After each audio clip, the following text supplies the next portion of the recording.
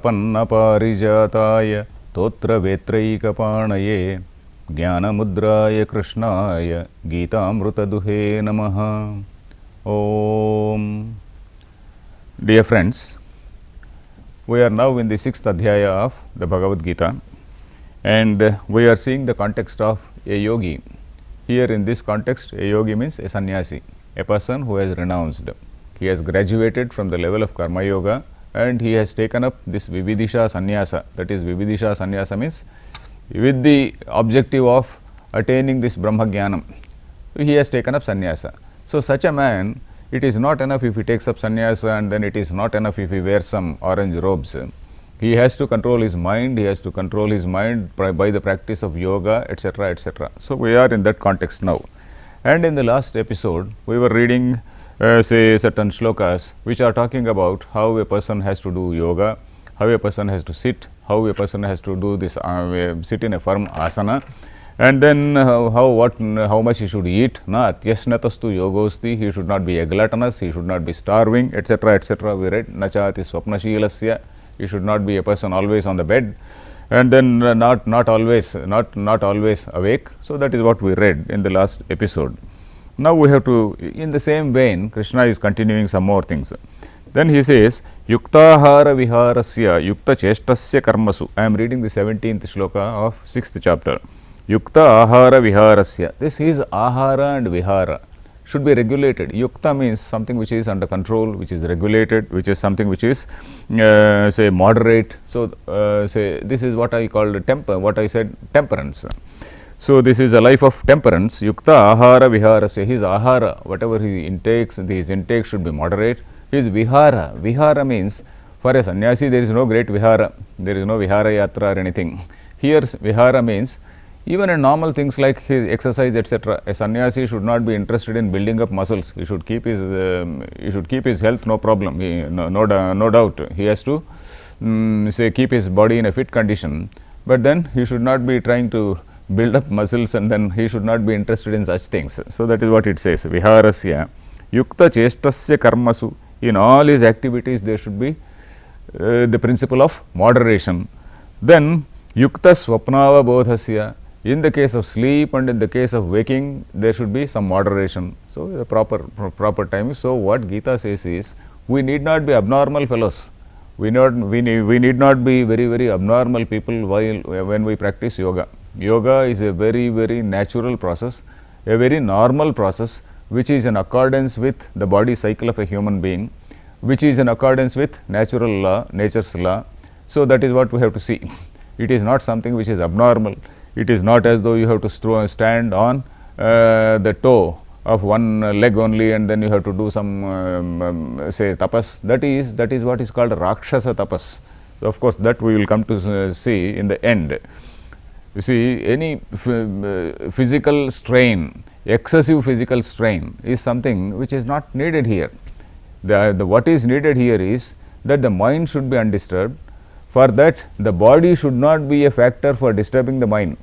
If you are standing on one toe and then say if you are doing tapas, the mind may not be say under control. The mind may be very uncomfortable. So the mind should be comfortable here. So that is what we see in yoga. It is a very natural process. There is nothing abnormal in that. Then next shloka also is like that. Yada viniyatam chittam atmanyeva avatisthate. The mind which is controlled, withdrawn from all other things, it is there, established in Atman only. Atmanyeva avatisthate. It stays in Atman only. The contemplation is only on that and not on any other thing. Then nispruha. Spruha means a longing for a thing, longing or a desire. Say that is spruha. Nispruha means a person who is devoid of such longing for things. Then nispruha sarvakamebhyah. He should not have any such ambition, whether it is swarga or whether it is some other loka or some other loka. A person should not have say desire for various siddhis, because the people who do yogas, their desire is to acquire some siddhi, anima, mahima, etc., etc. He wants to have some clairvoyance. He wants to see what is in somebody else's mind. He wants to know what is happening at a distance. So, these are certain siddhis which are talked about in yoga. A person should not be interested in such siddhis, that is what it is. Yukta ityuchyate tada, then he is called a person who is yukta. Yukta means a person who is steadfast in yoga, who is firm in yoga. Then the next shloka gives another example of the same example which we saw in an earlier shloka about nirvana. This is yata yatha deepo nivatastho nengate sopama smruta yogino yatachittasya yunjato yogamatmanah. This is again the image of a lamp which is not flickering, nivatastha, in the absence of any breeze or air, strong breeze, it is there which is undisturbed. So, that is the state of mind. Then the next 4 shlokas also talk in the same way. Next 4 shlokas talk about how a realized person looks at people, how he behaves. This is somewhat like what we saw in the second chapter when there was a description of sthita prajna. So, here from this 20th shloka to 23rd shloka, 20, 21, 22 and 23, all these 4 shlokas, they talk about a realized person. So, he says, Yatra uparamate chittam niruddham yoga sevaya yatra chaiva atmanatmanam pashyati atmani tushyati. Number 1, the first thing he has is happiness, tushyati. He is not having, because he is devoid of any type of longing, devoid of any type of aspiration. He is somebody who is very happy within himself. Then sukham atyantikam yattat buddhigrahyam atindriyam. So, this sukham, what we call this Brahma Ananda, in one of the earlier episodes I explained to you what is this Brahma Ananda. There is a gradation, there is a big discussion on what is Ananda, what is happiness. Does happiness depend on external objects, or is happiness a state of mind? Is happiness something which arises in a person because of proper understanding of his own self? So, if a person is happy by understanding his own self means that his nature, his real nature is something which is not different from that of the Supreme Reality or Brahman. When a person is fully realized about it, then he has absolutely no other desires.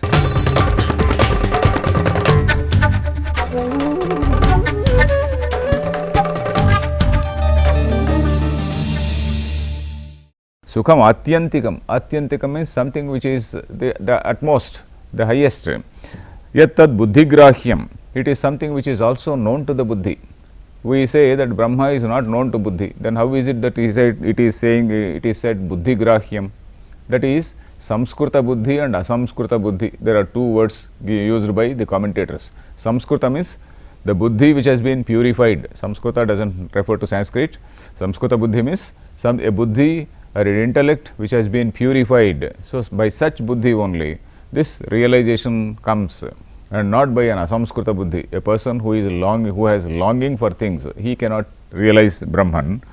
Then the next 2 shlokas also talk about the same bliss which a realized person has.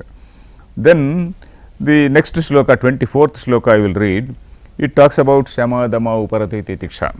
So, there are certain things which are called sadhana. Say there is a 4-fold sadhana. The 4-fold means called sadhana chatushtaya. Number 1 first one is vairagya. The second one is shamadhi shatkam. It is said shamadhi shatkam is the group of 6 starting with the shama, that is shama, then dama, then what is called uparati, then what is called titiksha, then what is called samadhanam, and what is called shraddha. So, I am not sure whether I explained them earlier in this say Vedanta, this Gita class, but this Shama etc., they are the fundamental concepts in Vedanta. Shama means antarindriya nigraha, the control of the mind, broadly I will tell you. Then Dama is controlling the external organs. The Shama, Dama, Uparati means withdrawal from sense objects. Then Titiksha is a sort of philosophical understanding of physical extremities. Suppose you are sitting in a very cold climate, you should not be cursing. If you are sitting in a hot room also, you should not be cursing. Suppose the sun is quite hot, you should not be cursing. Don't curse physically, accept, because these are things, agama payino anitya, as the Gita has said, these are things which are very, very ephemeral, which are very, very transitory, very impermanent. So, these are things which come and go. So, with these things, we are not supposed to get excited, we are not supposed to curse things. So, this is what he is going to say in the next few shlokas. Uparati, then titiksha, I told you, then samadhanam is to keep the mind in a tranquil condition. Samadhanam, shraddha means faith and a sort of earnest devotion to what the teacher says. So, that is these things are being described from 24th shloka. So, 24th shloka I will read. Sankalpa prabhavan kaman styaktva sarvan asheshatah. So, all the desires, they arise out of sankalpa, he says.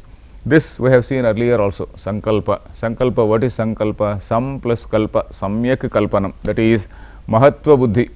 Suppose a new brand of cell phone comes into the market, I read rave reviews about it, or a new film is released. About that new film I read rave reviews, and then I want to immediately go and then see in the very first show. So, that is what is sankalpa, a rave review about a thing, and then you have to immediately go and have it. So, that is what is sankalpa. Sankalpa prabhavan kaman. So, because of this visualization of some highness, visualization of something great in something, all our desires they grow. So, that has to be given up, that has to be tyaktva, having given up, sarvan asheshatah. This is what is called shama, that is antarindriya nigraha, as I said, control of the mind. The next line is talking about dhamma. Manasaiva indriya gramam viniyamya samantatah. The indriya gramam, gramam means a group, indriya gramam means this bunch of indriyas, this 5 indriyas as a group, we can say a bunch, all this bunch of indriyas has to be controlled by the mind. This is what is called dhamma. The next shloka talks about uparati and samadhanam. Shanai shanaihi uparamed. Uparama means withdrawal from sense objects. Buddhya dhruti gruhitaya. Atma samstham manah krutva nakinchidapi chintayet. Chitta samadhanam means when you withdraw the mind from all these external objects, then naturally the chitta vritti, this thought frame doesn't go after those objects. The thought frame goes after the objects only when you allow the mind to go after the sense objects. When you have withdrawn, the thought frame is totally, it is not at all with them. So, this thought frame has to be directed towards the Atma Samstham, the contemplation on the nature of self. Atma Samstham manah krutva nakinchidapi chintayet. One should not think of anything else. Then yato nischarati manas chanchalamassthiram tatastato niyamyetat. As and when the mind tries to go out, this because the mind is something which runs out in all directions. So, this adhyaya or this chapter, the whole adhyaya is talking about the purification of the mind. So, that is why there are so many shlokas which are talking about the control of mind. The mind is something which is which always runs about. So, that has to be controlled. Then the next shloka also talks about, the 27th shloka also talks about a person who is keeping his mind under control. That is prashanta manasam hyanam yoginam sukhamuttamam upaiti shantarajasam brahmabhutam akalmasham. So, he is using a word called brahmabhutam, a person who has become Brahman, in the sense that you have totally eradicated all the impurities of the mind. There is absolutely no, when there is absolutely no impurity in the mind, then what is the great difference between you and the Supreme Reality? Because the same Chaitanya, you are remaining as Shuddha Chaitanyam, or pure awareness, or pure intelligence, pure consciousness, and that Brahman also is pure consciousness. Whatever impurities were there in the mind, you have removed the impurities, then what is the great difference? So, that is why it is called Brahma Samstha, the person who has become Brahman. That is what is called Jivan Mukta. Here the commentators say he has become a Jivan Mukta, that is a person who is liberated from all the things while being alive. Then the next couple of shlokas also talk about the same thing, but one particular shloka, one particular word we have to see. What is such a person's attitude to others? We are now talking about a Jnani. We are now talking about a person who is a Jivan Mukta, who is a very realized person. What is his attitude to people? Is he somebody who has withdrawn from people? Is he somebody who is going to die in some Himalayan cave? Or is he in the midst of people? So, Lord Krishna says he is not going to die alone in some Himalayan cave. He is somebody who is in the middle of the people.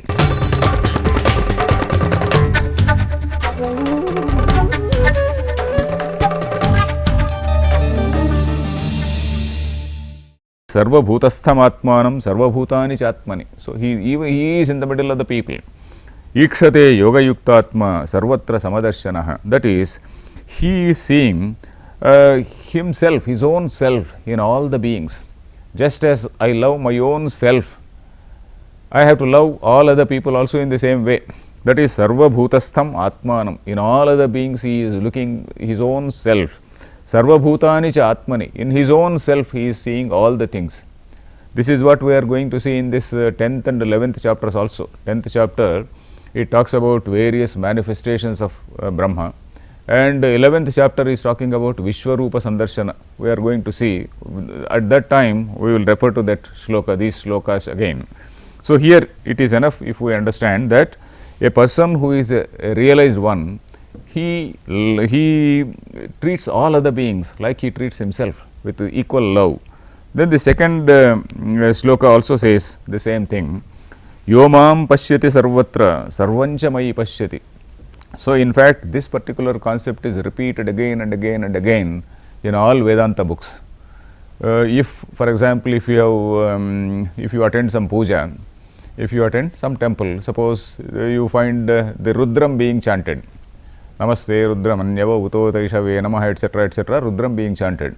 If you see that Rudram, what is that Rudram? It is of course the phonetic brilliance and the phonetic grandeur is so high, it is so great, it actually say captivates us, it actually enchants us by the very sonorous use of those words. That is a different thing. But apart from that, if you see the meaning, what do we find there? Say there you get say all the people who are in the social spectrum, the entire social spectrum is mentioned there. All the people, maybe Rudram was written about 5000 years ago or maybe much older, because Rigveda, that it is dated even by most modern standards, it is supposed to be some 5000 years old. So at that time, what was the social structure? All the people who are in the society, they are mentioned there, and including good, bad, everybody. And sometimes you find it fully silly also, sometimes you may find it rather funny, in the sense that he is looking at the person who is praying or who is reciting that Rudram. He is seeing everybody as say Rudra Swarupa. Rudram is their Brahma, what we call Brahma here, there he calls it Rudra. So he sees everybody as Rudra Swarupa. That is, he sees everybody, he sees Brahman in everybody. In other words, he sees himself as Brahman, he sees everybody else as Brahman, including people like Stena Nam Pataye Namaha. He says Stena means a thief. Then Taskaranam Pataye Namaha. Taskara means a robber. You find even a robber, you look at him as Brahma. Even a thief, you look at him as Brahma. Namo Mahadbhya Chullakebhyashyavo Namo. Mahadbhya means great people. My salutations to great people, because I see Rudra in them. Chullakebhyasya, in all silly people also. What is Chullakebhya? Chullaka is what we call silly in English. So to all petty people, let us say. So such people also, I find Brahman in them. Then he says like that, Kulunchanam Pataye Namaha. Kulunchanam. Kuluncha means somebody who is a land grabber. In all modern words, Ku means Bhumi. Kuluncha means one who grabs land. So even a land grabber is supposed to be a Rudra Swarupa. So it is not to be made fun of. Why I am quoting this is, there the person who is meditating, he is in such a position where he is able to see that Lord everywhere. So he is seeing the divine presence in all beings, including himself. He starts with himself also. He sees the divine presence in all things. So that is what we find in this shloka also, in these shlokas. In this 30th shloka, Krishna says the same thing. Yomam pashyati sarvatra sarvancha mayi pashyati. So mam sarvatra pashyati, that is in all the upadhis, in all the beings. All this body-mind complex is a sort of upadhi for Brahman. Upadhi means a sort of limiting adjunct. This upadhi word, I think I had explained earlier also. Upadhi is something, it is just an appearance in Brahman. Brahman is rather reflected in this. So in all these upadhis, one sees say Brahman, and then sarvancha mayi pashyati, he sees everything in me. Tasyaham na pranasyami, he says. Then the next shloka also says the same thing. Sarvabhuta sthitam yomam bhajati ekatvam asthitaha. One who is able to see me, bhajati ekatvamasthitah, who is having that oneness of mind, that is, he sees Brahman only in all things, sarvabhuta sthitam, in all, existing in all things, then sarvatha vartamanopi sayogi mai vartate. For him, sarvatha vartamanopi, he may be in any type of say situation. Sarvatha vartamanaha does not mean say acting in a very freakish manner. It doesn't refer to any freak behavior. It doesn't refer to illegal or irregular or immoral behavior. We are not talking about immoral conduct. Here, sarvatha vartamanopi refers to a person need not be a sannyasi. A person may be a gruhastha. A gruhastha in the sense, a person may be a gruhastha, he may be a person, a realized person, and he can continue his activities, day-to-day activities. Or king, take the example of King Janaka, the famous example. King Janaka was a Gyani, but at the same time he was ruling. He was punishing people. He was engaged in philosophical discussions with various scholars, with various Gyanis at that time. So he is a very great example of a Gyani, and a person who was a man of, not exactly a man of action. There was no kartrutva bhava in him. So there was no notion of doership in him, but he was just going through the motions, of rulership. So all those motions he was going through. So such a person, sarvatha vartamanopi, I may do puja, I may not do puja, I may be doing sandhyavandan, I may not be doing sandhyavandan. A realized person may not be following certain small rules. So that doesn't mean that he is somebody who has fallen from grace, and somebody who is somebody who should not be respected. It is not like that. Then the next shloka also talks about Atma Upamyam. This is a repeated thing which comes. Atma Upamyam. Atma means self. Upama means comparing, comparison. Upama, we know. Upama is an alankar also. We call it a simile. Atma Upamyena. By comparing himself with all others. That is, putting oneself in the shoes of others. If I were to be in his position, how would I react? Suppose I am talking something to you. When I use some harsh words, I have to think as to how I would feel if you use the same words against me. That is Atma Upamyam, comparing oneself with the other people. So that is, we are not supposed to do anything, any harm to, not only harm, anything to others which we ourselves do not like other people to do to us. So this is what we find in the case of the very definition of dharma. If we see, in that definition of dharma, there is a word called there is a definition of dharma in Mahabharata, hrudayena abhyanugnatah. So something which has been accepted by wise people in their own hearts. It is not something, dharma doesn't mean something which you are preaching to somebody. Dharma is something which you are accepting from the bottom of your heart, and then you are implementing it also. So that is what is dharma. So like that, this Atma Upamyena sarvatra samam pashyati Arjuna, sukham va yadiva dukkham sa yogi paramo matavah. He is a person who is the perfect yogi. So then, of course, Arjuna gets a doubt about, say, Krishna has told so much about what a perfect yogi is. Arjuna is having his own doubts, which we will see in the next episode. Harihi Om Tat Sat.